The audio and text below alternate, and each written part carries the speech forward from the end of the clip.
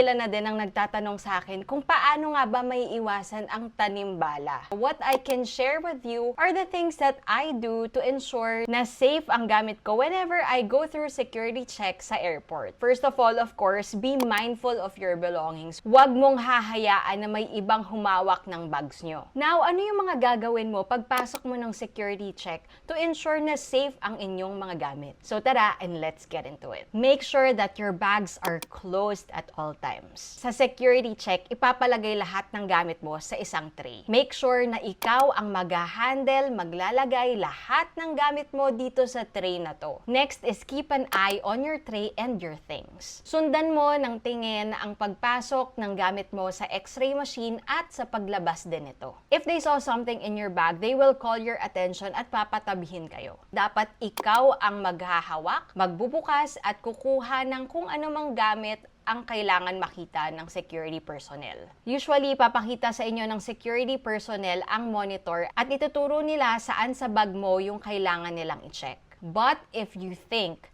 na it's also suspicious for you na merong ganong klaseng item sa loob ng bag mo, be cautious and be careful not to touch that item para hindi ma-register sa item na yon yung fingerprint mo. Sana nakatulong tong video na to somehow para sa inyong mga nagtatanong.